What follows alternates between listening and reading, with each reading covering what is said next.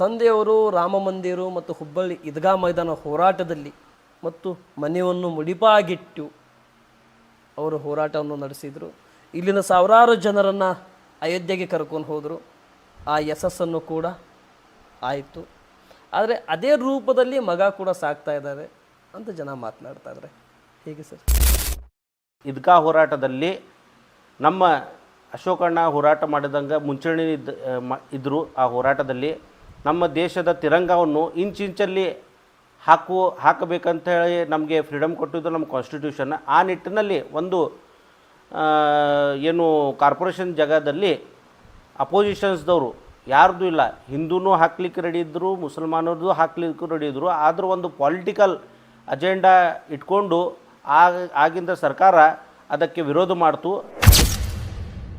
ತಾವು ಕೂಡ ಈಗ ಯಂಗ್ಸ್ಟಾರ್, ಹತ್ತತ್ರ 35-40 ವಯಸ್ಸಿಗೆ ತಾವು ಬರ್ತಾ ಇದ್ದೀರಿ. ಆದರೆ ಈ ಮನೋಭಾವನೆ, ಈ ಯೋಚನೆ ಧಾರೆಗಳನ್ನು ನಿಮ್ಗೆ ಎಲ್ಲಿಂದ ಬಂತು ಸರ್? ಯಾಕೆ ನಿಮ್ಗೆ ಬಂತು ಇದನ್ನು? ಯಾಕೆಂದರೆ ಈ ವಯಸ್ಸಿನಲ್ಲಿ ಈ ರೀತಿ ಯಾರೂ ಕೂಡ ಇಷ್ಟಪಡೋದಿಲ್ಲ. ಒಂದು 45-50ಕ್ಕೆ ಕ್ರಾಸ್ ಆದಮೇಲೆ ಅವಾಗ ಸಮಾಜ ಸೇವೆ ನೆನಪಾಗುತ್ತೆ ಅವರಿಗೆ, ನಾನು ನೋಡಿದ ಪ್ರಕಾರ. ಆದರೆ ನಿಮಗೆ ಈಗಿನಿಂದ 2017 ಅಂದರೆ ಹತ್ತತ್ರ ಆವಾಗ ನೀವು ಒಂದು 25-26 ವಯಸ್ಸಿನವರು ಇರ್ಬೋದು ಅಂತ ನಾನು ಅನ್ಕೊತೇನೆ. ಅಲ್ಲಿಂದ ನಿಮಗೆ ಹುಟ್ಟು ಬಂದಿರತಕ್ಕಂಥ ಈ ಒಂದು ಯೋಚನೆ ಯಾಕೆ ಬಂತು ಸರ್ ನಿಮಗೆ? ಬೇರೆ ಬೇರೆಯೂ ಕೂಡ ಇದ್ದು ನಿಮಗೆ ಇದನ್ನೇ ಸಮಾಜ ಸೇವೆನೇ ಯಾಕೆ ಆಯ್ಕೆ ಮಾಡಿಕೊಂಡ್ರಿ? ಈ VKA ಫೌಂಡೇಶನ್ ಏನಿದೆ, ವೆಂಕಟೇಶ್ ಅಶೋಕ್ ಕಾಟ್ವೆ ಅಂತ ಏನು ಫೌಂಡೇಶನ್ ತಾವು ಕಟ್ಟಿರಿ, ಈ ಫೌಂಡೇಶನ್ ಇಲ್ಲಿಯವರೆಗೆ ಎಷ್ಟು ಜನರಿಗೆ ಆಶ್ರಯವಾಗಿದೆ ಮತ್ತು ಆಶ್ರಯ ಆಗೋದಕ್ಕಿಂತ ನಿಮ್ಮ ಫೌಂಡೇಶನ್ ಮೇಲೆ ನಂಬಿಕೆ ಇಟ್ಟಿರ್ತಕ್ಕಂಥ ಜನ ಎಷ್ಟು ಜನ?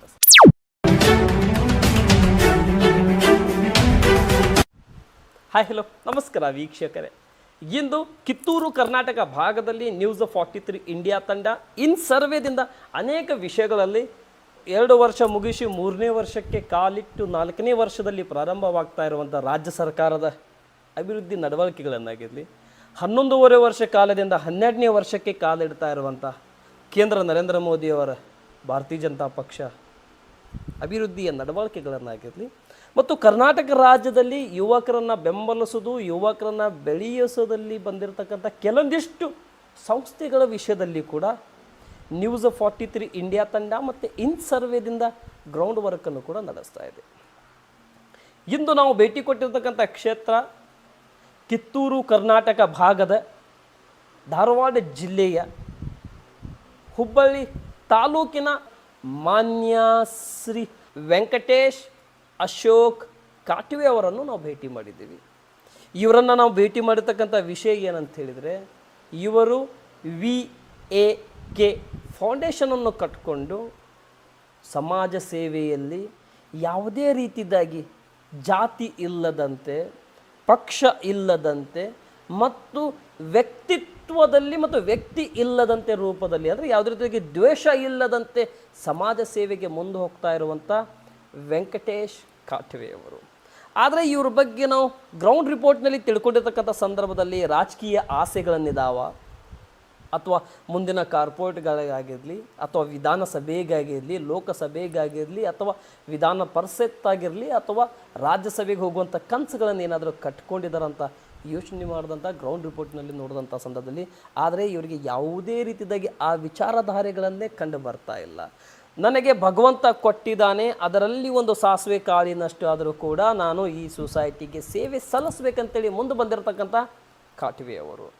ತಂದೆಯವರು ರಾಮ ಮಂದಿರ ಹೋರಾಟದಲ್ಲಿ, ಹುಬ್ಬಳ್ಳಿಯ ಈದ್ಗಾ ಮೈದಾನ ಹೋರಾಟದಲ್ಲಿ, ಧರ್ಮದ ಯುದ್ಧದಲ್ಲಿ ಸಾಧನೆ ಮಾಡಿರ್ತಕ್ಕಂಥವರು. ಅವರ ಹೋರಾಟದ ಪ್ರತಿಫಲ ರಾಮ ಮಂದಿರ ಯಶಸ್ಸನ್ನು ಆಗಿರ್ತಕ್ಕಂಥವರು. ತಂದೆಗೆ ತಕ್ಕ ಮಗನಾಗಿ ಹಸಿವಿನ ಹೋರಾಟ, ಶಿಕ್ಷಣದಿಂದ ವಂಚಿತಗೊಂಡಿರ್ತಕ್ಕಂಥವರಿಗೆ ನಾನು ಯಾಕೆ ಸಹಾಯ ಮಾಡಬಾರ್ದು VAK ಫೌಂಡೇಶನ್ನಿಂದ ಅಂತೇಳಿ ಮುಂದೆ ಸಾಗ್ತಾ ಇರುವಂಥ ವೆಂಕಟೇಶ್ ಅಶೋಕ್ ಕಾಟ್ವೆಯವರು ನಮ್ಮ ಜೊತೆ ಇದ್ದಾರೆ. ಬನ್ನಿ ವೀಕ್ಷಕರೇ, ಅವ್ರ ಜೊತೆ ಮಾತನಾಡೋಣ, ಈ ಸಂದರ್ಶನ ಜರ್ನಿಯನ್ನು ಪ್ರಾರಂಭ ಮಾಡಿಕೊಳ್ಳೋಣ. ನಮಸ್ಕಾರ ಕಾಟ್ವೆ ಸರ್. ನಮಸ್ಕಾರ. ಆದರೆ ನನ್ನ ಮೊದಲನೇ ಪ್ರಶ್ನೆ, ನಿಮ್ಮನ್ನು ಸಾಹುಕಾರ ಅಂಥೇಳಿ ಮತ್ತು ನಮ್ಮ ಧ್ವನಿ ಅಂಥೇಳಿ ಕೆಲವೊಂದಿಷ್ಟು ಜನ ಮಾತನಾಡ್ತಾ ಇದ್ದಾರೆ. ಆದರೆ ಇದರೆಲ್ಲ ಪೂರ್ವಕವಾಗಿ ತಾವು ಈ ಸಮಾಜ ಸೇವೆಯಲ್ಲಿ ಬರೋದಕ್ಕೆ ಯಾವಾಗ, ಹೇಗೆ ಪ್ಲ್ಯಾನ್ ಮಾಡಿಕೊಂಡ್ರಿ ಸರ್? ತಮ್ಮ ಒಂದು ಪರಿಚಯ ಕೊಡೋದಾದರೆ. ಮೊದಲನೇದಾಗಿ ಸಮಸ್ತ ನಾಡಿನ ಜನತೆಗೆ ಹನುಮಾನ ಜನ್ಮೋತ್ಸವದ ಹಾರ್ದಿಕ ಶುಭಾಶಯಗಳು. ಸರ್ ತಾವು ಏನು ಪ್ರಶ್ನೆ ಕೇಳಿದ್ರಲ್ಲ, ನಾವು ಸಾವುಕಾರಲ್ಲ, ನಾವು ಸೇವಕರು. ಪ್ರಧಾನಮಂತ್ರಿ ಮೋದಿಜಿಯವರು ಪ್ರಧಾನಮಂತ್ರಿ ಅಂತೇಳಿ ಹೇಳ್ಸೋಕೆ ಇಚ್ಛಪಡೋಂಗಿಲ್ಲ, ಅವರು ಒಂದು ಪ್ರಧಾನ ಸೇವಕ ಅಂತೇಳಿ ಹೇಳಕ್ಕೆ ಇಚ್ಛೆಪಡ್ತಾರೆ. ಸೊ ಆ ನಿಟ್ಟಿನಲ್ಲಿ ನಾವಂತೂ ಸಾಮಾನ್ಯರಿಂದ ಸಾಮಾನ್ಯ ಕಾರ್ಯಕರ್ತರು. ಸೊ ಸಮಾಜ ಸೇವೆ ಮಾಡಬೇಕಂಥೇಳಿ ಒಂದು ಮೊದಲಿಂದ ನಮ್ಮ ಅಜ್ಜಾರಿಂದ ನನಗೆ ಈ ಒಂದು ಸಮಾಜ ಸೇವೆ ಮಾಡಬೇಕಂಥೇಳಿ ನನ್ನ ಮನಸ್ಸಿಗೆ ಬಂದಿತ್ತು. ಸೊ 2017ರಿಂದ ನಾವು ಇದು ನಮ್ಮ ಸಂಸ್ಥೆ ಕಟ್ಟಿದ್ದೀವಿ. ಆ ಸಂಸ್ಥೆಯಲ್ಲಿ ನಾವು ಪ್ರಾಥಮಿಕ ಅಂದರೆ ಎಜುಕೇಷನ್, ಸ್ಪೋರ್ಟ್ಸ್, ಆಮೇಲೆ ಫುಡ್, ಆಮೇಲೆ ಕ್ರೀಡಾ, ಇವೆಲ್ಲ ನಮಗೆ ಪ್ರಾಥಮಿಕ ಇದೆ. ಸೊ ಆ ನಿಟ್ಟಿನಲ್ಲಿ ನಾವು ನಿರಂತರ ಕೆಲಸ ಮಾಡ್ತಾಯಿದ್ದೀವಿ ಸರ್. ಸರಿ ಸರ್, 2017ರಿಂದ ಕಟ್ಟಿರ್ತಕ್ಕಂಥ ಈ ಫೌಂಡೇಶನನ್ನು ಮತ್ತು ತಂದೆಗೆ ತಕ್ಕ ಮಗನಾಗಿದ್ದಾನೆ ವೆಂಕಟೇಶ್ ಕಾಟ್ವಿ ಅಂತ ಜನ ಮಾತನಾಡ್ತಾ ಇದ್ದಾರೆ. ಅಂದರೆ ನಮ್ಮ ಗ್ರೌಂಡ್ ರಿಪೋರ್ಟ್ನಲ್ಲಿ ಬಂದಿರತಕ್ಕಂಥದ್ದು. ಯಾಕೆ ಅಂತ ಕೇಳಿದಾಗ ತಂದೆಯವರು ರಾಮ ಮಂದಿರ ಮತ್ತು ಹುಬ್ಬಳ್ಳಿ ಈದ್ಗಾ ಮೈದಾನ ಹೋರಾಟದಲ್ಲಿ ತಮ್ಮ ಜೀವ ಲೆಕ್ಕಿಸದೆ ಮತ್ತು ಮನೆಯನ್ನು ಮುಡಿಪಾಗಿಟ್ಟು ಅವರು ಹೋರಾಟವನ್ನು ನಡೆಸಿದರು. ಇಲ್ಲಿನ ಸಾವಿರಾರು ಜನರನ್ನು ಅಯೋಧ್ಯೆಗೆ ಕರ್ಕೊಂಡು ಹೋದರು. ಆ ಯಶಸ್ಸನ್ನು ಕೂಡ ಆಯಿತು. ಆದರೆ ಅದೇ ರೂಪದಲ್ಲಿ ಮಗ ಕೂಡ ಸಾಕ್ತಾ ಇದ್ದಾರೆ ಅಂತ ಜನ ಮಾತನಾಡ್ತಾ ಇದ್ದಾರೆ. ಹೇಗೆ ಸರ್? ಸರ್, ತಂದೆಯವ್ರದ್ದು ಮಾಡಿದ ಕಾರ್ಯಗಳು ನಾವು ಮಾಡೋದು ಕಾರ್ಯದಲ್ಲಿ ಭಾಳ ಅಜಗಜಾಂತರ ಫರಕ್ ಇದೆ. ಯಾಕಂದರೆ ಅವ್ರು ಮಾಡ್ತಾಯಿದ್ದು ಧರ್ಮ ಸಲುವಾಗಿ, ಧರ್ಮ ಉಳಿಬೇಕು ಮತ್ತು ಸಾಮಾಜಿಕ ನ್ಯಾಯ ಸಲುವಾಗಿ ಅವರು ಮಾಡಿದಂಥ ಕಾರ್ಯ ಅತ್ಯಂತ ಶ್ಲಾಘನೀಯ.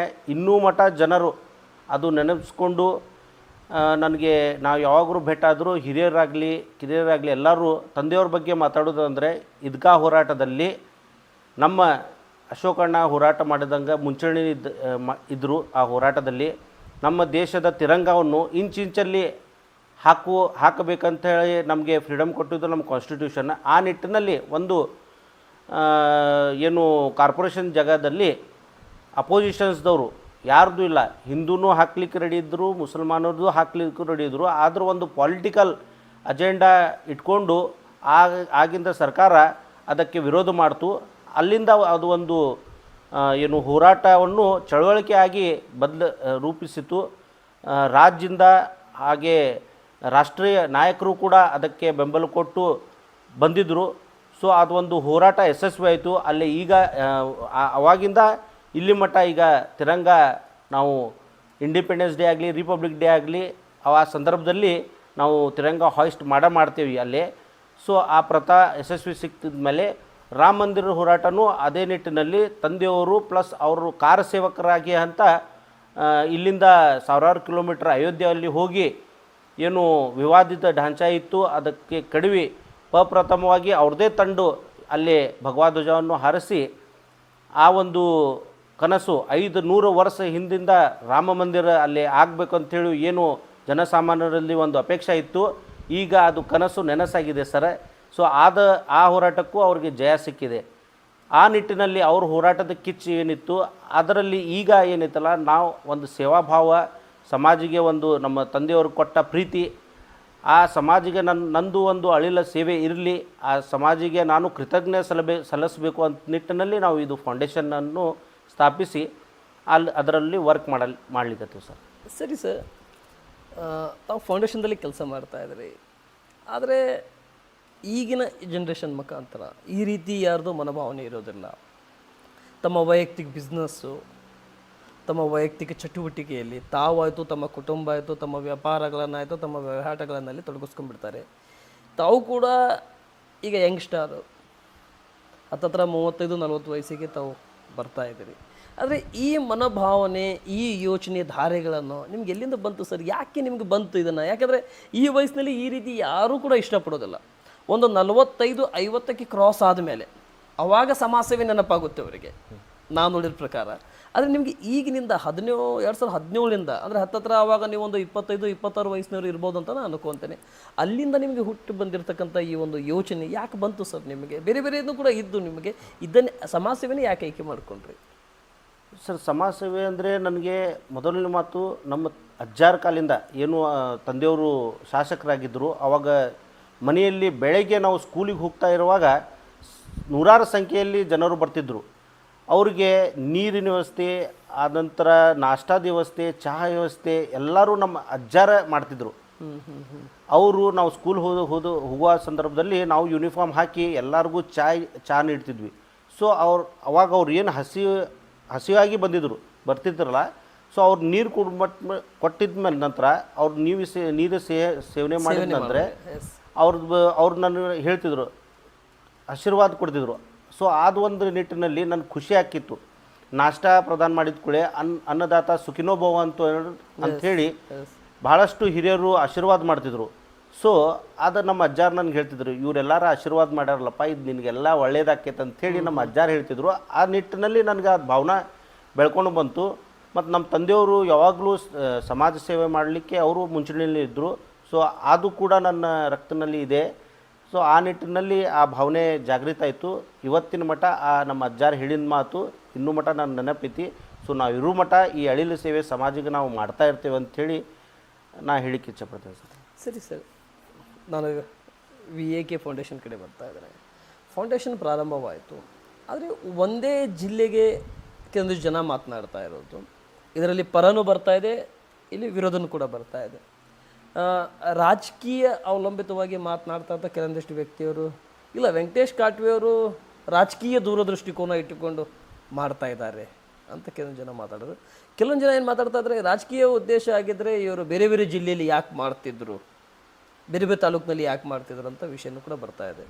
ಮತ್ತು ಕಾರ್ಪೊರೇಷನ್ ವ್ಯಾಪ್ತಿಯಲ್ಲಿ ಮಾಡೋದಾದರೆ ಕಾರ್ಪೊರೇಷನ್ ವ್ಯಾಪ್ತಿಯಲ್ಲಿ ಮಾತ್ರ ಮಾಡಬೇಕಾಗಿತ್ತು, ವಿಧಾನಸಭೆಗೆ ನಿಲ್ಲೋದಾಗಿರಲಿ ಅಥವಾ ಇವರು ಕಾರ್ಪೊರೇಷನ್ ನಿಲ್ಲೋದಾಗಿರಲಿ. ಅದೇ ಜಿಲ್ಲೆಯಿಂದ ಮಾಡ್ತಾ ಇದ್ದಾರೆ. ಇಲ್ಲ, ಜಿಲ್ಲೆಯಿಂದ ಮಾಡ್ತಾ ಇದ್ದಾರೆ ಅಂದರೆ ಮುಂದಿನ ರಾಜಕೀಯದಲ್ಲಿ ಫೌಂಡೇಶನ್ ಒಂದಕ್ಕೆ ಸೀಮಿತ ಆಗಬಾರ್ದು. ಮುಂದೆ ಕೂಡ ಲೋಕಸಭೆಗೆ ನಿಲ್ಲೋದಾದರೂ ಜಿಲ್ಲೆ ವ್ಯಾಪ್ತಿಯಲ್ಲಿ ಸಪೋರ್ಟ್ ಆಗಲಿ, ವಿಧಾನಸಭೆಗೆ ನಿಲ್ಲೋದಾಗಿರಲಿ ಅಲ್ಲಿನ ಜನರು ಬಂದು ಹೋರಾಟ ಮಾಡಲಿ, ಕಾರ್ಪೊರೇಷನ್ ನಿಲ್ಲೋದಾಗಿದ್ದರಿಂದ ಇಲ್ಲಿ ಸಹಾಯ ಪಡೆದಿರ್ತಕ್ಕಂಥ ಜನರು ಬಂದು ಇವ್ರ ಪರ ಪ್ರಚಾರ ಮಾಡ್ಬೋದು ಅನ್ನೋಂಥ ಒಂದು ಊಹಾಪೋಹ ಕ್ರಿಯೇಟ್ ಆಗ್ತಾ ಇದೆ. ಇದ್ರ ಬಗ್ಗೆ ತಮ್ಮ ಅಭಿಪ್ರಾಯ ಸರ್? ಸರ್, ಹಂಗೆ ನಾನು ಏನೋ ಒಂದು ರಾಜಕೀಯ ಉದ್ದೇಶದಿಂದ ಮಾಡಬೇಕಾಗಿತ್ತಿದ್ದರೆ ನಮ್ಮ ತಂದೆಯವರು NWKSRTC ಅಧ್ಯಕ್ಷರಾದರು. ಆಮೇಲೆ ಹಿಂದುಳಿದ ವರ್ಗ ಅಭಿವೃದ್ಧಿ ನಿಗಮ, ಅದು ಕ್ಯಾಬಿನೆಟ್ ರ್ಯಾಂಕ್ ಸರ್, ಅದರದ್ದು ಅಧ್ಯಕ್ಷರಾದರು. ಆವಾಗ ನನಗೆ ಏಜ್ ಸರಿ ಸುಮಾರು ಇದು 2012 ಅಂದರೆ 21, 22, 27, 28 ಇರಬೇಕು. ಸೊ ಆ ನಿಟ್ಟಿನಲ್ಲಿ ಅವ್ರ ಮುಂಚೂಣಿ, ಅವಾಗ ಅವ್ರ ಹೆಸರು ಭಾಳ ಇತ್ತು ಇಡೀ ಕರ್ನಾಟಕದಲ್ಲಿ. ಅವಾಗ ಅವ್ರ ಕೈ ಹಿಡ್ಕೊಂಡು ನಾನು ರಾಜಕೀಯದಲ್ಲಿ ಬರಬೇಕಾಗಿತ್ತು. ಬಟ್ ಆ ನಿಟ್ಟಿನಲ್ಲಿ ನಾವು ವಿಚಾರ ಮಾಡಿಲ್ಲ.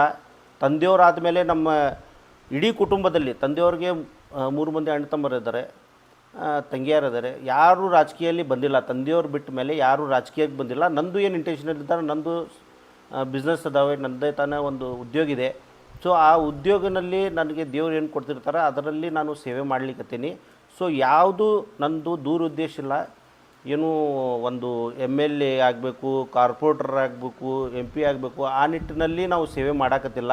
ಅದು ರಾಜಕೀಯ ಭವಿಷ್ಯ ಅದು ಬೇರೆ, ಇದು ಸಮಾಜ ಸೇವೆ ಏನೈತಲ್ಲ ಇದು ಬೇರೆ. ಸೊ ಆ ನಿಟ್ಟಿನಲ್ಲಿ ನಾವು ಯಾವುದು ಕೆಲಸ ಮಾಡೋಕತ್ತಿಲ್ಲ ಸರ್. ನಾವು ಇಡೀ ಜಿಲ್ಲೆ ಅಷ್ಟೇ ಇಲ್ಲ, ನಾವು ಹಾಸ್ಪಿಟಲ್ಲಿ ಶೈಕ್ಷಣಿಕ ಸಲುವಾಗಿ ನಾವು ಬ್ಯಾಗನ್ನು ವಿತರಿಸಿದ್ವಿ, ಬಡ ಮಕ್ಕಳಿಗೆ ಬ್ಯಾಗ್ ಹಾಗೂ ಎಕ್ಸಾಮ್ ಕಿಟ್ಟನ್ನು ವಿತರಿಸಿದ್ವಿ. ಆಮೇಲೆ ಕೊಪ್ಪಳದಲ್ಲಿ ಮಾಡಿದ್ವಿ, ಗದಗದಲ್ಲಿ ಮಾಡಿದ್ವಿ. ಸೊ ಹುಬ್ಬಳ್ಳಿ ಥ್ರೂಔಟ್ ನಾವು ಮಾಡ್ತಾಯಿದ್ದೀವಿ ಸರ್. ಸೊ ಯಾವುದೋ ಒಂದು ಹಬ್ಬ ಹರಿಜನ ಬಂತಂದರೆ ಬೇರೆ ಬೇರೆ ಜಿಲ್ಲೆಗೆ ಹೋಗಿ ನಾವು ಅಲ್ಲಿ ಅನ್ನ ಸಂತರ್ಪಣೆ ಕೂಡ ಇಟ್ಟಿದ್ದೀವಿ. ಸೊ ಇದೇ ಒಂದು ಕ್ಷೇತ್ರ ಅದೇ ಕ್ಷೇತ್ರ ನೀವು ಹೇಳಿದಂಗೆ ಯಾವುದರ ಒಂದು ಉದ್ದೇಶ ಇತ್ತಂದ್ರೆ ಒಂದು ಕ್ಷೇತ್ರ ಫೈನಲ್ ಮಾಡ್ತಾರೆ, ಫಸ್ಟ್ ಮಾಡಿ ಅಲ್ಲಿ ಕೆಲಸ ಮಾಡೋಕ್ಕೆ ಚಾಲೂ ಮಾಡ್ತಾರೆ. ಬಟ್ ನಮ್ಮ ಆ ಉದ್ದೇಶ ಏನಿಲ್ಲ. ನಾವು ಯಾವುದು ಕ್ಷೇತ್ರಕ್ಕೆ ಸಲುವಾಗಿ ಮಾಡಕತ್ತಿಲ್ಲ, ಯಾವ ಜಿಲ್ಲೆಗೋಸ್ಕರ ಮಾಡಕತ್ತಿಲ್ಲ. ನಾವು ನಮ್ಮ ಜನರ ಸಲುವಾಗಿ ಮಾಡಕತ್ತೀವಿ. ನಮ್ಮ ಪ್ರೀತಿ ಮಾಡುವಂಥ ಜನರು, ನಮ್ಮ ತಂದೆಯವ್ರಿಗೆ ಆಯ್ಕೆ ಮಾಡಿ ಕಳಿಸಿದ ಜನರು ಅವ್ರ ಕೃತಜ್ಞೆ ಇದೆ. ಸೊ ಆ ನಿಟ್ಟಿನಲ್ಲಿ ನಾವು ಕೆಲಸ ಮಾಡಾಕ್ತೀವಿ ಸರ್. ಸರಿ ಸರ್, ಈ VKA ಫೌಂಡೇಶನ್ಗೆ ಏನಿದೆ, ವೆಂಕಟೇಶ್ ಅಶೋಕ್ ಕಾಟ್ವೆ ಅಂತ ಏನು ಫೌಂಡೇಶನ್ ತಾವು ಕಟ್ಟಿರಿ, ಈ ಫೌಂಡೇಶನ್ ಇಲ್ಲಿಯವರೆಗೆ ಎಷ್ಟು ಜನರಿಗೆ ಆಶ್ರಯವಾಗಿದೆ ಮತ್ತು ಆಶ್ರಯ ಆಗೋದಕ್ಕಿಂತ ನಿಮ್ಮ ಫೌಂಡೇಶನ್ ಮೇಲೆ ನಂಬಿಕೆ ಇಟ್ಟಿರ್ತಕ್ಕಂಥ ಜನ ಎಷ್ಟು ಜನ ಸರ್? ಸರ್, ಇವತ್ತಿನ ಮಟ್ಟ ನಾವು ಈಗ ಬಡ ನಮ್ಮ ವಿದ್ಯಾರ್ಥಿಗಳಿಗೆ ಒಂದು 18,000ಕ್ಕಿಂತ ಹೆಚ್ಚು ಎಕ್ಸಾಮ್ ಕಿಟ್ ಬ್ಯಾಗ್ಗಳನ್ನು ಕೊಟ್ಟಿದ್ವಿ. ಈ ಒಂದು ನಮಗೆ ಚಿಂತನೆ ಯಾಕೆ ಬಂತಂದರೆ, ನಾವು ಒಂದು ಇನ್ಸ್ಪೆಕ್ಷನ್ ಹೋಗಿದ್ವಿ ಸರ್ಕಾರ ಶಾಲೆಯಲ್ಲಿ, ಮಕ್ಕಳದ್ದು ಏನಿದೆ ಪರಿಸ್ಥಿತಿ ಆ ನೋಡಲಿಕ್ಕೆ ನಾವು ಹೋಗಿದಾಗ ಎಕ್ಸಾಮ್ ನಡೆಯಕತ್ತಿದ್ವು. ಸರ್ ಪ್ರಿನ್ಸಿಪಲ್ ಏನಂದರು, ಎಕ್ಸಾಮ್ ನಡೆಯಕತ್ತಿದ್ದು ಸರ್, ಎಕ್ಸಾಮ್ ಆದಮೇಲೆ ತಾವು ಒಂದು ಸಲ ವೀಕ್ಷಣೆ ಮಾಡಿ ಅಂತಂದರೆ, ಬೇಡ ಸರ್ ಎಕ್ಸಾಮ್ ನಡೆಯೋಬೇಕಾರೆ ಆ್ಯಸ್ ಎ ಇನ್ಸ್ಪೆಕ್ಟರ್ ಹೆಂಗೆ ಹೋಗ್ತಾರೆ ಆ ಪ್ರಕಾರ ನಾವು ಹೋಗಿ ಒಂದು ಇನ್ಸ್ಪೆಕ್ಷನ್ ಮಾಡಿ ಬರ್ತೀವಿ ಅಂತಾರೆ. ಆಯಿತು ಹೋಗ್ರಿ ಅಂತ ಹೋದ ಸಂದರ್ಭದಲ್ಲಿ ಅಲ್ಲಿನ ಮಕ್ಕಳು ಎಷ್ಟು ಬುದ್ಧಿವಂತಿದ್ದಾರೆ, ಎಷ್ಟು ಪ್ರತಿಭಾವಂತ ಅದಾರಂದ್ರೆ ಅವರು ಆನ್ಸರ್ ಪೇಪರ್ನಾಗ ನಾನು ಲಕ್ಷ ಕೊಟ್ಟು ನೋಡಿದೆ, ಇಂಥ ಚಂದ ಹ್ಯಾಂಡ್ ರೈಟಿಂಗ್, ಬಟ್ ಕಾರ್ಡ್ಬೋರ್ಡ್ ನೋಡಿದರೆ ಮುರಿದಿದ್ದಿತ್ತು. ಪೆನ್ ಏನಿತ್ತಲ್ಲ ಇಂಕ್ ಪೆನ್ ಅದು ಸೊರಾಕತ್ತಿತ್ತು. So handwriting clean, but ink ಹತ್ತಿತ್ತು ಮತ್ತು ಕಾರ್ಡ್ಬೋರ್ಡ್ ಮುರಿದಿದ್ದು. ಅದೆಲ್ಲ ನೋಡಿ ನಂಗೆ ಭಾಳ ಬೇಸರ ಇತ್ತು. ಈಗ ನಮ್ಮಂಥ ಏನು ಒಳ್ಳೆ ಕುಟುಂಬದವ್ರಿಗೆ ನಾವು ಏನು ಬೇಡಿರ್ತೀವೋ ಅದಕ್ಕಿಂತ ಮೊದಲ ತಂದು ಕೊಟ್ಟಿರ್ತಾರೆ ತಂದೆ ತಾಯಿಯವರು. ಹೌದು. ಸೊ ಆ ನಿಟ್ಟಿನಲ್ಲಿ ಬಡ ಕುಟುಂಬಗಳಿಗೆ ಇದು ಯಾರು ನೋಡೋರು? ಸೊ ಅದೆಲ್ಲ ಇನ್ಸ್ಪೆಕ್ಷನ್ ಮಾಡಿ ನಾವು ಹೊರಗೆ ಬಂದಾಗ ಅವ್ರು ಕೇಳ್ತಿದ್ವಿ, ಯಾಕಮ್ಮ ಪೆನ್ ಇದ್ದಿಲ್ಲ, ಕಾರ್ಡ್ಬೋರ್ಡ್ ಇದ್ದಿಲ್ಲ, ಇಲ್ಲ ನಮ್ಮ ಕಡೆ ಇಲ್ಲ ಅಂಥೇಳಿ ಹೇಳಿದರು ಅವರು. ತಂದೆಯವರು ಕೊಡೋಂಗಿಲ್ಲ. ಸೊ ಅವ್ರ ಪರಿಸ್ಥಿತಿ ಆಗಿತ್ತು. ಸೊ ಆ ನಿಟ್ಟಿನಲ್ಲಿ ನಾವು ನಿರ್ಧಾರ ಮಾಡಿದ್ವಿ, ಪ್ರತಿಯೊಂದು ಕನ್ನಡ ಮೀಡಿಯಂ ಶಾಲೆಯಲ್ಲಿ ಮಕ್ಕಳಿಗೆ ಈ ಥರ ಸಮಸ್ಯೆ ಆಗಬಾರ್ದು. ಎಕ್ಸಾಮ್ ಬರೀಲಿಕ್ಕೆ ಏನು ಸಾಮಗ್ರಿ ಬೇಕಾಗಿರ್ತೈತಿ ಆ ಎಲ್ಲ ಸಾಮಗ್ರಿಗಳನ್ನು ನಾವು ಅವ್ರಿಗೆ ಪೂರ್ವಯೋಜಿತಾಗಿ ಕೊಟ್ಟು ಅವ್ರಿಗೆ ಎಕ್ಸಾಮಿಗೆ ರೆಡಿ ಮಾಡೋಣ ಅಂಥೇಳಿ ಇದು ಒಂದು ಕಾನ್ಸೆಪ್ಟ್ ಇತ್ತು ಸರ್. ಪ್ಲಸ್ ಅಲ್ಲೇ ಪ್ರತಿಭಾವಂತ ಸ್ಟೂಡೆಂಟ್ ಆಗಲಿ, ಕ್ರೀಡಾಪಟುಗಳಾಗಲಿ, ಅವ್ರಿಗೆ ಒಂದು ವೇದಿಕೆ ತಲುಪಿಸ್ಬೇಕಂಥೇಳಿ ವಿವಿಧ ಕ್ರಿಕೆಟ್ ಆಗಲಿ, ಫುಟ್ಬಾಲ್ ಆಗಲಿ, ವಾಲಿಬಾಲ್ ಆಗಲಿ, ಕಬಡ್ಡಿ ಆಗಲಿ, ಇವೆಲ್ಲ ಏನು ಕ್ರೀಡೆಗಳನ್ನು ಆಯೋಜನೆ ಮಾಡಿ ಅವ್ರಿಗೆ ಒಂದು ವೇದಿಕೆ ತಲುಪಿಸುವಂಥ ಕಾರ್ಯ ನಮ್ಮ ಫೌಂಡೇಶನ್ ವತಿಯಿಂದ ಆಗಿದೆ ಸರ್. ನಿಸ್ವಾರ್ಥವಾಗಿ ಭಾಳ ಮಂದಿ ಹೇಳ್ತಾರೆ, ಏನು ರೀ ನಿಮ್ಮ ಉದ್ದೇಶ, ಇಲ್ಲಿ ಯಾಕೆ ಮಾಡ್ತೀರಿ? ಭಾಳ ಮಂದಿ ಕರೆದು ಹೇಳ್ತಾರೆ, ಇಲ್ಲ ಒಂದು ಕಾನ್ಸ್ಟಿಟ್ಯೂಷನ್ ಫಿಕ್ಸ್ ಮಾಡಿ ನೀನು ಮಾಡಿ ಅದರಲ್ಲಿ ಕೆಲಸ ಮಾಡ್ತೀನಿ ಅಂತೇಳಿ. ನಾನು ಸುಮ್ಮನೆ ಅವರು ಅಡ್ವೈಸ್ ತೊಗೋತೀನಿ, ಬಟ್ ನನ್ನ ಕೆಲಸ ನಾನು ಮಾಡ್ತಾ ಇರ್ತೀನಿ ಸರ್. ಸರ್ ನಿಮ್ಮ ಡ್ರೀಮ್ ಏನು ಸರ್? ನಿಮ್ಮ ಕನಸು ಏನು? ಈ ಫೌಂಡೇಶನ್ ಉದ್ದೇಶ ಏನು? ಯಾಕಂತ ಹೇಳಿದರೆ ಈಗ ಆ್ಯಸ್ ಅ ಮೀಡಿಯಾ ಈಗ ನಾವು ಒಂದು ಮಿನಿ ಪಾಡ್ಕಾಸ್ಟ್ ಮಾಡ್ತಾ ಇದ್ದೀವಿ. ನಮ್ಮದು ಉದ್ದೇಶ ಏನಂತ ಹೇಳಿದರೆ ಈ ರೀತಿ ಸಮಾಜ ಸೇವೆ ಮಾಡೋರನ್ನು ತೊಗೊಂಬಂದು ಪರಿಚಯ ಮಾಡಿ ಜಗತ್ತಿಗೆ ತೋರಿಸೋದು ನಮ್ಮದೊಂದು ಉದ್ದೇಶ ಇರುತ್ತೆ. ಆ ರೀತಿ ನಿಮ್ಮದೇನು ಕರೆಂಟ್ಲಿ ಉದ್ದೇಶ ಏನು ಸರ್? ಒಂದು ವಿಚಾರಧಾರೆಗಳಿಗೆ ಏನು ನಿಮ್ಮದು ಕಾರಣ ಏನು? ಯಾವುದೋ ಒಂದು ಉದ್ದೇಶ ಇಟ್ಕೊಂಡು ನಾವು ಸಮಾಜ ಸೇವೆ ಮಾಡೋಕ್ಕಂತೂ ಆಗಿಲ್ಲ ಸರ್. ಯಾವುದು ಉದ್ದೇಶ ಇಟ್ಕೊಂಡು ಯಾವುದು ನಾವು ಕೊಡಾಕತ್ತೀವಿ, ನಮ್ಮ ರಿಪೀಟ್ ಏನಾರು ಬೇಕು ಸಮಾಜದಿಂದ ಅಂಥೇಳಿ ಯಾವುದು ಆ ಒಂದು ಕನ್ನಿಂಗ್ ಉದ್ದೇಶ ಇಟ್ಕೊಂಡು ನಾವು ಯಾವುದೂ ಸೇವೆ ಮಾಡೋಕತ್ತಿಲ್ಲ. ನನಗೆ ಅರ್ಥ, ನನ್ನ ದೇವ್ರು ಎಷ್ಟು ಬುದ್ಧಿ ಕೊಟ್ಟಾರ, ಎಷ್ಟು ನಾವು ಮಾಡ್ಬೋದು, ಆ ನಿಟ್ಟಿನಲ್ಲಿ ನನ್ನ ಹಾಸಿಗೆ ಇದ್ದಷ್ಟು ಕಾಲು ಚಾಚಬೇಕಂತ ಇರ್ತಾರಲ್ಲ, ಆ ಉದ್ದೇಶದಿಂದ ನನ್ನ ಕಡೆಯಿಂದ ಎಷ್ಟು ಆಕ್ಕೈತಿ ಸೇವೆ ಅಷ್ಟು ನಾವು ಮಾಡಾಕತ್ತೀವಿ ಸರ್. ಇದರಿಂದ ಉದ್ದೇಶವೂ ಏನಿಲ್ಲ, ದುರಾದೇಶವೂ ಏನಿಲ್ಲ, ಸಮಾಜ ಸೇವೆ ಇಟ್ಸ್ ಒಳ್ಳೆಯ ಕ್ಲಿಯರ್ಲಿ ಸಮಾಜ ಸೇವಕ ಮಾಡ್ಬೇಕಂತೇಳಿ ಅಷ್ಟೇ ನಮ್ಮ ಉದ್ದೇಶ. ಸರಿ ಸರ್, ಈ ಉದ್ದೇಶ ಅಂದ ತಕ್ಷಣ ಇನ್ನೊಂದು ವಿಷಯದಲ್ಲಿ ನಾನು ಪ್ರಶ್ನೆ ಕೇಳಲಿಕ್ಕೆ ಇಷ್ಟಪಡ್ತೇನೆ. ಯಾರೂ ಕೂಡ ಅಳೋ ಮಗನ ಕೈಯಲ್ಲಿ, ಹುಡುಗನ ಕೈಯಲ್ಲಿ, ಮಕ್ಕಳ ಕೈಯಲ್ಲಿ ₹1 ಕೊಡೋದಿಲ್ಲ. ಲಕ್ಷಾಂತರ ಹಣವನ್ನು ವೆಂಕಟೇಶ್ ಕಾಟಿವಾಲ ಫೌಂಡೇಶನಿಂದ ದುಡ್ಡು ಹಾಕ್ತಾ ಇದ್ದಾರೆ. ಬಟ್ ಆದರೆ ಈ ಫೌಂಡೇಶನಿಗೆ ಸರ್ಕಾರದಿಂದ, ರಾಜ್ಯ ಸರ್ಕಾರ ಮತ್ತು ಕೇಂದ್ರ ಸರ್ಕಾರದಿಂದ ಬೆಂಬಲ ಸಿಗ್ತಾ ಇದೆ. ಮತ್ತು ಬಜೆಟ್ನಲ್ಲಿ ಫೌಂಡೇಶನಿಗೆ ಮತ್ತು ಆಶ್ರಯ ಆಗುವಂಥ ಒಂದು ನಿಗಮ ಮಂಡಳಿಯಿಂದ ಹಣ ಬರ್ತಾ ಇದೆ. ಆ ಕಾರಣಕ್ಕಾಗಿ ಇವ್ರು ಹಾಕ್ತಾ ಇದ್ದಾರೆ. ಇಲ್ಲಾಂದರೆ ಇಷ್ಟು ದುಡ್ಡು ಹಾಕಲಿಕ್ಕೆ ಯಾರ್ದು ಮನಸ್ಸಾಗೋದಿಲ್ಲ ಅನ್ನೋಂಥ ವಿಷಯ ಕೂಡ ಪ್ರಸ್ತಾವನೆ ಆಗ್ತಾ ಇದೆ. ಇದೊಂದು ಪ್ರಶ್ನೆ ಬರ್ತಾ ಇದೆ. ಈ ಪ್ರಶ್ನೆಗೆ ಸರಿಯಾದ ರೀತಿಯಿಂದ ನಿಮ್ಮ ಹತ್ರ ಉತ್ತರ, ಆ ರೀತಿ ಆಗ್ತಾ ಇದೆಯಾ ಆಗ್ತಾ ಇಲ್ಲ ಅನ್ನೋಂಥ ವಿಷಯದ ಬಗ್ಗೆ ತಮ್ಮ clarify sir. Sir, first of all ಇದು 2017ನಲ್ಲಿ ನಾವು ಸ್ಥಾಪಿತ ಮಾಡಿದ್ವಿ, ರಿಜಿಸ್ಟ್ರೇಷನ್ ಆಗಿರಲಿಲ್ಲ. ಈಗ 2023ಅಲ್ಲಿ ನಾವು ರಿಜಿಸ್ಟ್ರೇಷನ್ ಮಾಡ್ಕೊಂಡಿವಿ. ಅದಕ್ಕಿಂತ ಮೊದಲು ನಾವು ರಿಜಿಸ್ಟ್ರೇಷನ್ ಅನ್ರಿಜಿಸ್ಟರ್ಡ್ ಫರ್ಮಿಂದ ಮಾಡ್ತಿದ್ವಿ. ಸೊ ಈಗ ಅವಾಗಿಂದು ನಮ್ಮ ಸ್ವಂತ ದುಡ್ಡಿಂದ ನಮ್ಮ ಏನು ಉದ್ಯಮದಿಂದ ದುಡ್ಡು ಬರ್ತೈತಿ ಆ ದುಡ್ಡಿನಲ್ಲಿ ನಾವು ಮಾಡ್ತಾಯಿದ್ವಿ. ಸೊ 2023ನಲ್ಲಿ ನಮ್ಮ CR ಅಡ್ವೈಸ್ ಮಾಡಿದ್ದಂತೆ, ನೀವು ತಗೋರಿ, ನಿಮ್ಗೆ ಬೆನಿಫಿಟ್ ಸಿಗಬೇಕು. ಬೆನಿಫಿಟ್ ಯಾವುದಂದ್ರೆ ನಾವೀಗ ಗಳಿಸಿದ ಹಣಗೆ ಸಮಾಜ ಸೇವೆಯನ್ನು ಮಾಡ್ತಿರ್ತೀವಿ, ಅದಕ್ಕೆ ಟ್ಯಾಕ್ಸ್ ಎಕ್ಸಂಪ್ಷನ್ ಇರ್ತೈತಿ. ಆ ನಿಟ್ಟಿನಲ್ಲಿ ನಾವು ಕೆಲಸ ಮಾಡಿ ಸಿಸ್ಟಮಿಕ್ ವೇನಲ್ಲಿ ಮಾಡೋಣ ಅಂಥೇಳಿ ಅವರು ಅಡ್ವೈಸ್ ಕೊಟ್ಟ ಮೇಲೆ ನಾವು ರಿಜಿಸ್ಟ್ರೇಷನ್ ಮಾಡಿದ್ವಿ. ಈಗ ಆಫ್ಟರ್ 3 ಇಯರ್ಸ್ ನಮಗೆ 12B ಸಿಗುತ್ತೆ. 12B ಸರ್ಟಿಫಿಕೇಟ್ ಸಿಕ್ಕ ನಂತರ ನಮಗೆ ಏನೈತಲ್ಲ, ನಾವು ಏನು ಖರ್ಚು ಮಾಡಿರ್ತೀವಿ ಅದಕ್ಕೆ ಎಕ್ಸಂಪ್ಷನ್ ಸಿಗ್ತೈತಿ. ಆಫ್ಟರ್ 5 ಇಯರ್ಸ್ ATG ಸರ್ಟಿಫಿಕೇಟ್ ಸಿಗುತ್ತೆ. 80G ಸರ್ಟಿಫಿಕೇಟ್ ಸಿಕ್ಕ ನಂತರ ನಮಗೆ ಅಲ್ಲೇನೂ ಒಳ್ಳೆ ಒಂದು ಎಕ್ಸಂಪ್ಷನ್ ಸಿಗ್ತೈತಿ. ಸೊ ಆ ನಿಟ್ಟಿನಲ್ಲಿ ಅಷ್ಟೇ ವಿಚಾರ ಮಾಡ್ತಾಯಿದ್ದೀವಿ. ಏನೂ ಒಂದು ಇದು ಫಂಡ್ ಬರುತ್ತೆ, ಗೌರ್ಮೆಂಟಿಂದ ಫಂಡ್ ಬರುತ್ತೆ, ಅದು ಆ ನಿಟ್ಟಿನಲ್ಲಿ ನಾವು ಯಾವುದು ಗೌರ್ಮೆಂಟ್ ಫಂಡ್ ತೊಗೊಂಡಿಲ್ಲ, ಇನ್ನೂ ಮಠ ಯಾವುದು MLA MP ಫಂಡ್ ತೊಗೊಂಡಿಲ್ಲ, ಏನು ಫೌಂಡೇಶನಿಗೆ ಫಂಡ್ ಅಂತಾರಲ್ಲ CSR ಫಂಡ್ ನಾವು ತೊಗೊಂಡಿಲ್ಲ. ಸೊ ಆ ನಿಟ್ಟಿನಲ್ಲಿ ಯಾವುದೇ ಫಂಡ್ ಇನ್ನೂ ತೊಗೊಂಡಿಲ್ಲ. ನಾವು ಸ್ವಂತ ದುಡಿಮೆಯಿಂದ ಈ ಒಂದು ಸಂಸ್ಥೆ ನಡೆಸಾಕ್ತೀವಿ ಸರ್. ಸರಿ ಸರ್, ನಿಮ್ಮ ಫೌಂಡೇಶನು 2017ರಿಂದ ಪ್ರಾರಂಭ ಆಯಿತು.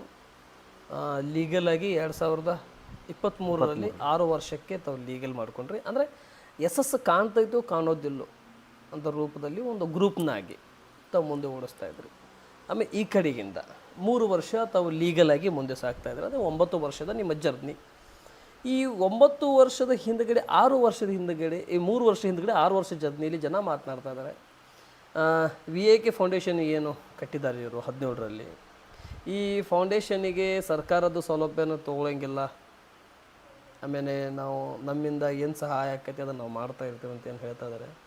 ಆದರೆ ಇವ್ರ ಹತ್ರ ಯಾರೋ ಕೊಟ್ಟಿದ್ದು ಬ್ಲ್ಯಾಕ್ ಮನಿ ಇರಬೇಕು,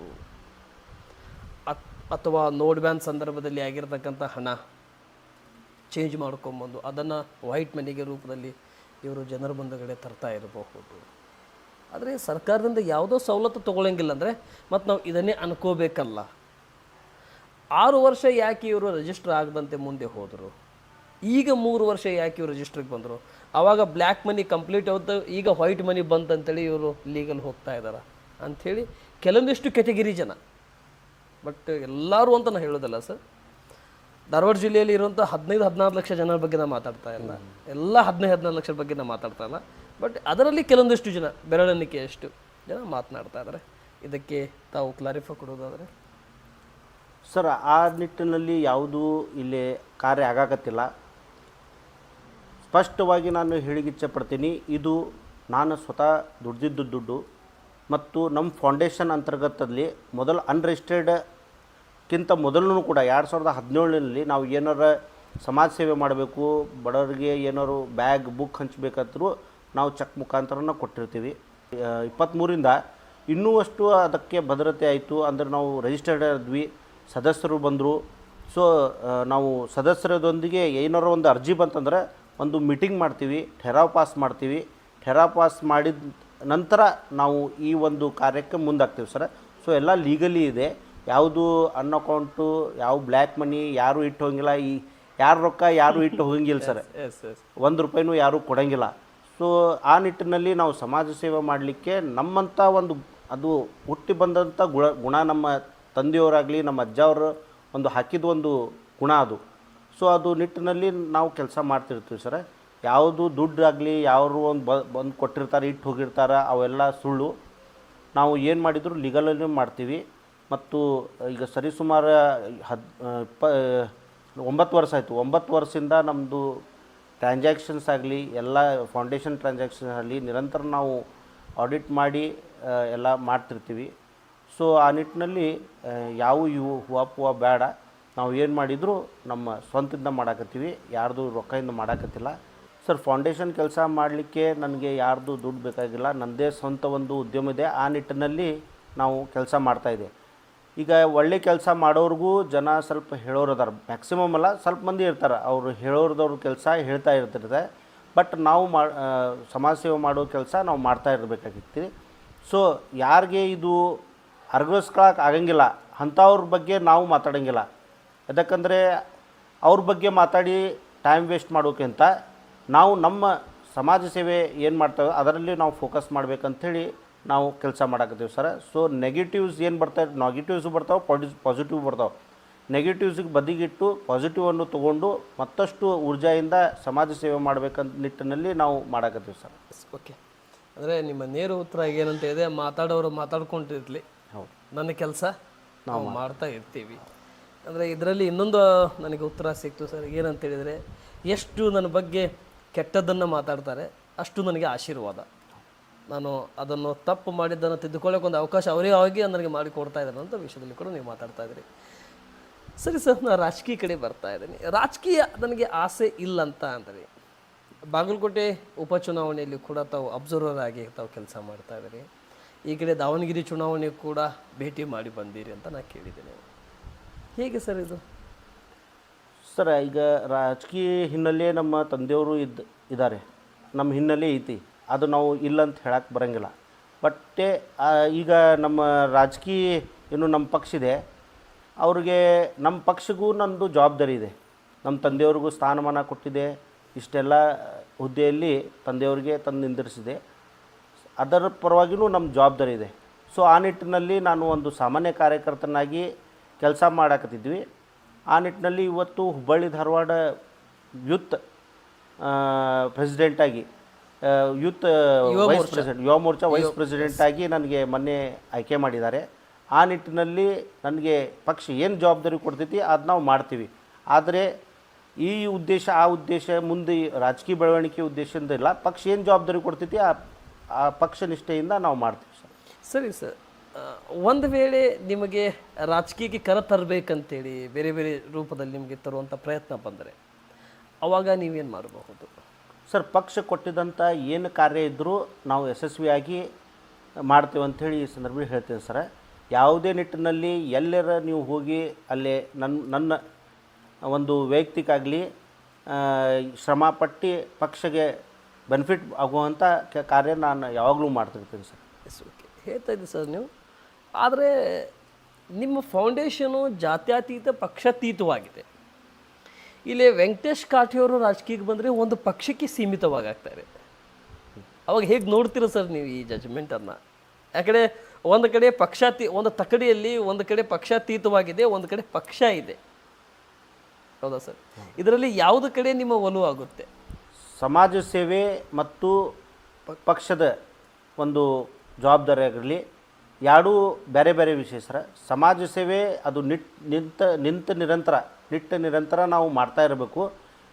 ಇದು ಪಕ್ಷದ ಕೆಲಸನೂ ನಾವು ಮಾಡ್ತಾ ಇರಬೇಕು. ಸೊ ಸಮಾಜ ಸೇವೆ ಪ್ಲಸ್ ಇದು ರಾಜಕೀಯ. ಸಮಾಜ ಸೇವೆಯಲ್ಲಿ ನಾನು ಯಾವಾಗಲೂ ಸಮಾಜ ಒಂದು ಸೇವಕನಾಗಿ ಕೆಲಸ ಮಾಡ್ತಿರ್ತೀನಿ. ಪ್ಲಸ್ ರಾಜಕೀಯದಲ್ಲಿ ನಾನು ಒಂದು ಸಾಮಾನ್ಯ ಕಾರ್ಯಕರ್ತನಾಗಿ ನಮ್ಮ ಪಕ್ಷಿಗೆ ಹೆಂಗೆ ಉದ್ಗುಣದಲ್ಲಿ ತರಬೇಕು, ಎಲ್ಲೇ ನಮ್ಮ ಪಕ್ಷ ಕಮ್ಮಿ ಇದೆ ಅಲ್ಲಿ ಹೆಂಗೆ ನಾವು ಜಾಸ್ತಿ ಅಲ್ಲಿ ಪ್ರಚಾರ ಮಾಡ್ಬೋದು ಅಂಥೇಳಿ ಆ ನಿಟ್ಟಿನಲ್ಲಿ ಒಂದು ಸಾಮಾನ್ಯ ಕಾರ್ಯಕರ್ತರಾಗಿ ಸೇವೆ ಸಲ್ಲಿಸ್ತೀನಿ ಸರ್. ಇವು ಎರಡೂ ಬೇರೆ ಡಿಫ್ರೆಂಟ್ ಆಸ್ಪೆಕ್ಟ್ಸು. ಇದರಲ್ಲಿ ಏನು ಸಮಾಜ ಸೇವೆಯಲ್ಲಿದೆ ಅದರಲ್ಲಿ ನಾನು 100% ಕೊಡ್ತೀನಿ. ಕಾರ್ಯಕರ್ತರಾಗಿ ನಮ್ಮ ಪಾರ್ಟಿಗೂ 100% ಕೊಡ್ತೀನಿ ಅಂಥೇಳಿ ಈ ಸಂದರ್ಭದಲ್ಲಿ ಹೇಳಿಕೆ. ಸರಿ ಸರ್, ಈಗ ರಾಜಕೀಯ ವಿಷಯದಲ್ಲಿ ನಾನು 2 ಕ್ಷೇತ್ರ ಸಮಯದ ವಿಚಾರ ಮಾಡಿದ ಕೊನೆ ಹಂತಕ್ಕೆ 2 ಕ್ಷೇತ್ರ ಬಗ್ಗೆ ಮಾತಾಡ್ತಾ ಇದ್ದೀನಿ. ಬಾಗಲಕೋಟಕ್ಕೆ ಅಬ್ಸರ್ವರ್ ಆಗಿ ಹೋಗಿದ್ರಿ. ವೀರಣ್ಣ ಚರಂತಿಮಠ ಅವರ ಪರವಾಗಿ ತಾವು ಪ್ರಚಾರದಲ್ಲಿ ಕೂಡ ಭಾಗವಹಿಸಿದ್ರಿ ಮತ್ತು ಕೆಲಸವನ್ನು ಕೂಡ ತಾವು ಮಾಡಿದ್ರಿ. ಈ ಕಡೆ ನಿಮ್ಮ ಶ್ರೀನಿವಾಸ ದಾಸ ಕರಿಯಪ್ಪನವರ ಪ್ರಚಾರದಲ್ಲಿ ಕೂಡ ತಾವು ಭಾಗವಹಿಸಿದ್ರಿ. ಆ ಕಡೆ ಕಾಂಗ್ರೆಸ್ನಿಂದ ಸಮರ್ಥ ಶ್ಯಾಮ್ನವರು ಇದ್ದಾರೆ, ಈ ಕಡೆಯಿಂದ ಉಮೇಶ್ ಮೇಟಿಯವರು ಇದ್ದಾರೆ. ಈ 2 ಚುನಾವಣೆಯಲ್ಲಿ ತಾವು ಹೋಗಿರ್ತಕ್ಕಂಥ ಸಂದರ್ಭದಲ್ಲಿ ನೋಡಿದರೆ ಏನು ಅನಿಸುತ್ತೆ ಸರ್ ನಿಮಗೆ? ಒಂದು ಕಡೆ ರಾಜ್ಯ ಸರ್ಕಾರದ 5 ಗ್ಯಾರಂಟಿ, ಬಹುಮತ ಸರ್ಕಾರ, 2 ಕ್ಷೇತ್ರ ಅವರು ಗೆದ್ದರೆ ಇನ್ನಷ್ಟು ಬಲ ತುಂಬ್ದಂಗೆ ಆಗುತ್ತೆ. 2 ಕ್ಷೇತ್ರ ಸೋತ್ರೆ ಅವು ಸರ್ಕಾರಕ್ಕೆ ಏನು ಡ್ಯಾಮೇಜ್ ಆಗೋದಿಲ್ಲ. ನೀವು ನೋಡಿದ ಪ್ರಕಾರ 2 ಕ್ಷೇತ್ರದಲ್ಲಿ ಫಲಿತಾಂಶ ಏನಾಗಬಹುದು ಸರ್? ಸಾಮಾನ್ಯವಾಗಿ ಆಡಳಿತ ಪಕ್ಷ ಕಡೆನ ಇವು ಬೈ ಎಲೆಕ್ಷನ್ ತಿರುಗುವಂಥ ಚಾನ್ಸಸ್ ಭಾಳ ಇದೆ. ಬಟ್ಟು ಆಡಳಿತ ಪಕ್ಷಗಳ ವೈಫಲ್ಯಗಳನ್ನು ನಾವು ಜನರ ಮುಂದೆ ತೊಗೊಂಡು ಹೋಗೋಕ್ಕೆ ನಮ್ಮ ಅಪೋಸಿಷನ್ ಆಗಿ ನಾವು ಪ್ರಯತ್ನವನ್ನು ಮಾಡಿದ್ದೀವಿ. ಸೊ ಆ ನಿಟ್ಟಿನಲ್ಲಿ ಈಗ ಬಾಗಲಕೋಟೆಯಲ್ಲಿ ವಿಸ್ತಾರಕರಾಗಿ ನಾನು 6 ದಿವಸ ಅಲ್ಲಿ ಇದ್ದು ಚುನಾವಣೆ ಮಾಡಿ ಒಂದು 3 ವಾರ್ಡಲ್ಲಿ ಕವರ್ ಮಾಡಿ ಬಂದಿದ್ದೀನಿ. ಸೊ ಅಲ್ಲೇ ಚರಂತಿಮಠ ಅವರ ಪರವಾಗಿ ಒಂದು ಜನರ ಒಳ್ಳೆಯ ಅಭಿಪ್ರಾಯ ಇದೆ. ಮತ್ತು ಡೆವಲಪ್ಮೆಂಟ್ ಅವ್ರು ಮಾಡಿದ ಡೆವಲಪ್ಮೆಂಟ್ ಕಣ್ಣಿಗೆ ಕಾಣುತ್ತೈತೆ ಸರ್. ಸೊ ಆ ನಿಟ್ಟಿನಲ್ಲಿ ಜನರ ಒಲವು ಭಾರತೀಯ ಜನತಾ ಪಾರ್ಟಿ ಕಡೆ ಇದೆ. ನಾನು ದಾವಣಗೆರೆಯಲ್ಲಿ ಹೋಗಿಲ್ಲ, ಪ್ರಚಾರಕ್ಕೆ ಹೋಗಿಲ್ಲ ಸರ್. ನನಗೆ ವಿಸ್ತಾರಕ್ಕಾಗಿ ಇಲ್ಲೇ ಆಯ್ಕೆ ಮಾಡಿದರು. ಬಟ್ ಸೋರ್ಸಸ್ ಏನು ಬರಾಕತ್ತೈತೆ ಅಂದ್ರೆ ಫೀಡ್ಬ್ಯಾಕ್ ಏನು ಬರಾಕತ್ತೈತೆ ಅಂದ್ರೆ ಇವರು ಏನು ಶ್ರೀನಿವಾಸ ದಾಸ್ ಕರಪ್ಪ ಒಬ್ಬ ಸರಳ ಸಜ್ಜನ ವ್ಯಕ್ತಿ ಮತ್ತು SC ಸಮಾಜಕ್ಕೆ ಸಂಬಂಧ ಬಂದಂಥ ವ್ಯಕ್ತಿ. ಭಾರತೀಯ ಜನತಾ ಪಾರ್ಟಿ ಪೀಡಿತ, ಶೋಷಿತ ಮತ್ತು ಹಿಂದುಳಿದ ಜೋಡಿ ಇದೆ ಅಂಥೇಳಿ ಜನರಲ್ ಕ್ಯಾಟಗರಿ ಇದ್ದರೂ ಸಹ ಅಲ್ಲಿ SC ಕ್ಯಾಂಡಿಡೇಟ್ಗೆ ನಿಂದಿರಿಸಿ ಒಂದು ಒಳ್ಳೆ ನಾವು ಹಿಂದುಳಿದ ಪರವಾಗಿ ಅದೇವು ಅಂಥೇಳಿ ತೋರಿಸ್ಕೊಟ್ಟಿದೆ. ಕಾಂಗ್ರೆಸ್ಸು ಕುಟುಂಬ ರಾಜಕಾರಣ, ಅಜ್ಜ ಇದ್ದರು, ಆಮೇಲೆ ಮಗ ಆದ, ಈಗ ಮೊಮ್ಮಗ, ಮತ್ತು ಅದೇ ಕ್ಷೇತ್ರದಲ್ಲಿ ಅವರು ಸೊಸೆನೂ ಕೂಡ MP ಆಗಿದ್ದಾರೆ. ಸೊ ಏನು ಕಾರ್ಯಕರ್ತರು ಒಂದು 30 ವರ್ಷದಿಂದ ಶ್ರಮಪಟ್ಟು ಶಾಮನೂರು ಶಿವಶಂಕರಪ್ಪ ಅಜ್ಜನಿಗೆ ಗೆಲ್ಲಿಸ್ತಾ ತೊಗೊಂಬಂದಿದ್ರು. ಅವರು ಒಂದು ಆಸೆ ಇಟ್ಕೊಂಡಿದ್ರು, ಏನು ನೆಕ್ಸ್ಟ್ ಅವರು ಶಾಮನೂರು ಶಿವಶಂಕರಪ್ಪನೇ ಹೇಳಿದರು, ಇದು ಬಹುಮೂಲ್ಯ ಅಲ್ಪಸಂಖ್ಯಾತರು ಇದ್ದಂಥ ಜಾಗ. ಸೊ ನಾನು ಸ್ಪರ್ಧೆ ಮಾಡಲಿಲ್ಲ ಅಂದ್ರೆ ನೆಕ್ಸ್ಟ್ ಇವ್ರಿಗೆ ಕೊಡ್ತೇವೆ ಅಂಥೇಳಿ ಅವ್ರದ್ದು ಮಾತು ಬರಾಕತ್ತಿದೆ. ಸೊ ಆ ನಿಟ್ಟಿನಲ್ಲಿ ಅವ್ರಿಗೆ ವಿದ್ರೋಹ ಆಗಿದೆ. ಆ ನಿಟ್ಟಿನಲ್ಲಿ ಅವರು ಕೂಡ ಈಗ ಪಣ ತೊಟ್ಟು ಬಿಟ್ಟಾರೆ. ಯಾರು ಕಾಂಗ್ರೆಸ್ ಅಂತೂ ತರಂಗಿಲ್ಲ, ಅಲ್ಲಿ ಭಾರತೀಯ ಜನತಾ ಪಾರ್ಟಿನ ತರ್ತೇನೆ ಅಂಥೇಳಿ ಅವರು ಪಣ ತೊಟ್ಟಿದ್ದಾರೆ ಸರ್. ಅಲ್ಲಿನೂ ಕೂಡ ಮತ್ತು ಬಾಗಲಕೋಟೆಯಲ್ಲೂ ಕೂಡ ಭಾರತೀಯ ಜನತಾ ಪಾರ್ಟಿ ಮತ್ತು ಅರಳತ್ತಂಥೇಳಿ ನನಗೆ ವಿಶ್ವಾಸ ಇದೆ ಸರ್. ಇಷ್ಟು ವಿಶ್ವಾಸದಿಂದ ಹೋಗ್ತಾ ಇದ್ದೀವಿ. ಈ ಕೇಂದ್ರ ಸರ್ಕಾರದ ವೈಫಲ್ಯಗಳ ಬಗ್ಗೆ ರಾಜ್ಯ ಸರ್ಕಾರದವರು ಈ ಉಪಚುನಾವಣೆಯ ಮೇಲೆ ಹಾಕ್ತಾ ಇದ್ದಾರೆ. ತಾವು ಕೂಡ ಒಂದು ಪಕ್ಷಾತೀತವಾಗಿ ನೋಡೋದಾಗಿದ್ರೆ ಕೇಂದ್ರ ಸರ್ಕಾರದ ಅಭಿವೃದ್ಧಿಗೂ ರಾಜ್ಯ ಸರ್ಕಾರದ ಅಭಿವೃದ್ಧಿಗೂ ನೀವು ರಾಜ್ಯ ಸರ್ಕಾರದ ವೈಫಲ್ಯ ಮಾತನಾಡೋದು, ಅವರು ಕೇಂದ್ರ ಸರ್ಕಾರದ ಬಗ್ಗೆ ಮಾತನಾಡೋದು, ಈ ಎರಡೂ ಹೋಲಿಕೆಗಳನ್ನು ನೋಡಿದರೆ ನೀವು ಪಕ್ಷಾತೀತವಾಗಿ ಒಂದು ಫೌಂಡೇಶನ್ ಅಧ್ಯಕ್ಷರಾಗಿ ಚೇರ್ಮನ್ರಾಗಿ ಮಾತನಾಡೋದಾದರೆ ನಿಮ್ಮ ಪ್ರಕಾರ ಯಾವ ಸರ್ಕಾರ ಯಾವ ಬೆಸ್ಟ್ ಕೆಲಸ ಮಾಡ್ತಾ ಇದೆ sir? As a foundation president ನಾ ಹೇಳಬೇಕಂದ್ರೆ ಮೋದಿ ಜನಪರ ಏನು ಯೋಜನೆಗಳದಾವೆ ಅದು ಭಾಳ ಯಶಸ್ವಿಯಾಗಿ ಬರ್ಲಿಕ್ಕತ್ತಾವೆ. ವಿಧವಾ ಪೆನ್ಷನ್ಸ್ ಆಗಲಿ, ಆದ ನಂತರ ಜನ್ಧನ್ ಯೋಜನೆಗಳಾಗಲಿ, ಆದ ನಂತರ ಕಿಸಾನ್ ಯೋಜನೆಗಳಾಗಲಿ, ಕಿಸಾನ್ ಭೀಮಾ ಆಗಲಿ, ಎಲ್ಲರಿಗೂ ಮನೆ ಮನೆ ತಲುಪಿಸುವಂಥ ಒಂದು ಸ್ಕೀಮ್ ಆಗಿದ್ದಾವೆ. ಯಾವುದು ಆಮಿಷ ಬಡ್ಡಿ ಏನು ಫ್ರೀಯಾಗಿ ಅವ್ರು ಕೊಡ್ತಾ ಇದ್ದಿಲ್ಲ. ಸೊ ಇಲ್ಲೇ ಏನಿದೆ, ಕರ್ನಾಟಕ ರಾಜ್ಯದಲ್ಲಿ ಏನು 5 ಪಂಚ್ ಗ್ಯಾರಂಟಿ ಕೊಡಕತ್ತಾರ, ಅದಕ್ಕೆ ನಮಗೇನು ಅಭ್ಯಂತರ ಇಲ್ಲ, ಅದು ಒಳ್ಳೆಯ ಸ್ಕೀಮ್ಗಳು. ಬಟ್ ಅದು ಮಾಡಲಿಕ್ಕೋಸ್ಕರ ಬೇರೆ ಎಲ್ಲ ದಿನನಿತ್ಯ ಏನು ವಸ್ತುಗಳ ಬೆಲೆ ಏರಿಕೆ ಆಗತ್ತಾವು, ಬಸ್ ರೇಟ್ ಆಯಿತು, ಕರೆಂಟ್ ಬಿಲ್ ಆಯಿತು, ಎಲ್ಲ ಡಬಲ್ ಆಗಿಬಿಟ್ಟಾವು. ಸೊ ಒಂದು ಕಡೆಯಿಂದ ಕೊಡೋದು ಇನ್ನೊಂದು ಕೊಡೋದು ಕಸ್ಕೊಳ್ಳೋದು, ಆ ಒಂದು ಏನು ಪ್ರೋಗ್ರಾಮ್ ಇದೆ ಅದಕ್ಕೆ ನಮ್ಗೆ ವಿರೋಧ ಇದೆ ಸರ್. ಮಲ್ತಾಯಿ ಧೋರಣೆ ಇದೆ. ಸೊ ಅದಕ್ಕೆ ನಮ್ಗೆ ವಿರೋಧ ಇದೆ ಸರ್. ಎಸ್, ಈ ಕೇಂದ್ರ ಸರ್ಕಾರ ಬಗ್ಗೆ ರಾಜ್ಯ ಸರ್ಕಾರ ಬಗ್ಗೆ ತಾವು ಮಾತಾಡಿದ್ರಿ. ಶತಾಯಗತಾಯ ಎರಡು ಚುನಾವಣೆಯಲ್ಲಿ ನಾವು ಗೆಲ್ತೀವಿ ಅಂತೇಳಿ ವಿಶ್ವಾಸದಿಂದ ಹೇಳ್ತಾ ಇದ್ದಾರೆ. ಯಾರು ಕಾಂಗ್ರೆಸ್ನವರು ಹೇಳ್ತಾರೆ, ಭಾರತೀಯ ಜನತಾ ಪಕ್ಷದವರು ಹೇಳ್ತಾರೆ 5 ವರ್ಷ ಆಡಳಿತ ನಿಮ್ಮ ಕೈಗೆ ಸಿಕ್ಕಿದೆ, 3 ವರ್ಷ ಮುಗಿಸಿದ್ರಿ, 3 ವರ್ಷದಲ್ಲಿ ನೀವಿರೋದು 3-0 ಅಂತ ಹೇಳ್ತಾ ಇದ್ದಾರೆ. ಹೌದಾ ಸರ್? 100% ಸರ್. ಯಾಕಂದರೆ ಈಗ ಟೋಟಲ್ ಕರ್ನಾಟಕದ ಅಭಿವೃದ್ಧಿ ತಾವು ನೋಡಿದಂಗೆ ಸ್ಥಗಿತ ಉಳಿದಿದೆ. ಯಾವುದೂ ಅಭಿವೃದ್ಧಿ ಕಾರ್ಯ ಮುಂದುವರಿಯೋದು ನೋಡ್ತಾ ಇಲ್ಲ. ಒಂದು ನೀರಾವರಿ ಯೋಜನೆ ಮೊನ್ನೆ ಬಜೆಟ್ ಮಂಡಿಸಿದ್ರು, ಯಾವುದೂ ಚಾಲನೆಯನ್ನು ನೀಡಿಲ್ಲ. ಆಮೇಲೆ ರೋಡು ಗುಂಡಿ ಎಲ್ಲ ನೀವು ನೋಡಿದರೆ ರೋಡ್ ಕಮ್ಮ ಗುಂಡಿಗಳು ಜಾಸ್ತಿ ಕಾಣಕತ್ತಾವು. ಎಲ್ಲೇ ನೋಡಿದರೂ ಕ್ಲೀನ್ ಸಿಟೀಸ್ ಅಂತ ಯಾವುವು ಉಳಿದಿಲ್ಲ, ಎಲ್ಲ ತಿಪ್ಪಿ ಗುಂಡಿ ಆಗಿದ್ದಾವೆ. ಸರ್ಕಾರ ಕಡೆ ಡೆವಲಪ್ಮೆಂಟ್ ಮಾಡಲಿಕ್ಕೆ ಯಾವುದೂ ರೀತಿಯ ಹಣವಿಲ್ಲ. ಸೊ ಸರ್ಕಾರ ಈಗ ಸಾಲ ಮಾಡಿ ಪ್ರತಿಯೊಂದು ಕನ್ನಡಿಗರಿಗೂ 1 ಲಕ್ಷಕ್ಕಿಂತ ಹೆಚ್ಚು ಅವ್ರ ತಲೆ ಮೇಲೆ ಭಾರ ಇಟ್ಟಿದೆ. ಸೊ ಆ ನಿಟ್ಟಿನಲ್ಲಿ ಕರ್ನಾಟಕ ಅಭಿವೃದ್ಧಿಯಲ್ಲಿ ಶೂನ್ಯ ಆಗಿದೆ. ಸೊ ಈ ಸರ್ಕಾರ 28ರ ಏನು ಜನರಲ್ ಬಾಡಿ ಚುನಾವಣೆ ಆಕ್ಕೈತಿ, ಆ ನಿಟ್ಟಿನಲ್ಲಿ ಭಾರತೀಯ ಜನತಾ ಪಾರ್ಟಿ ಒಲವು ಇಡೀ ಕರ್ನಾಟಕ ಜನರ ಮನಸ್ಸಿನಲ್ಲಿದೆ. ಮುಂದಿನ ಚುನಾವಣೆಯಲ್ಲಿ ಕಾಂಗ್ರೆಸ್ಸಿಗೆ ತಕ್ಕ ಪಾಠ ಕಲಿಸಿ ಭಾರತೀಯ ಜನತಾ ಪಾರ್ಟಿ ಕಮಲ ಕರ್ನಾಟಕದಲ್ಲಿ ಅರಳತ್ತಂಥೇಳಿ ನಮಗೆ ಭರವಸೆ ಇದೆ. ಸರಿ ಸರ್, ಓಕೆ, ಥ್ಯಾಂಕ್ ಯು. ನನ್ನ ಕೊನೆಯ ಪ್ರಶ್ನೆ, ನಮ್ಮ ಮತ್ತೆ ಫೌಂಡೇಶನ್ ಕಡೆ ಬರ್ತಾ ಇದ್ದೇನೆ. ತಂದೆಯವರು ಕೇಸರಿ ಹೋರಾಟ ಮಾಡಿದರು, ಭಗವಧ್ವಜ ಹೋರಾಟ ಮಾಡಿದರು ಅಶೋಕ್ ಕಾಟಿವೆ ಅವರು.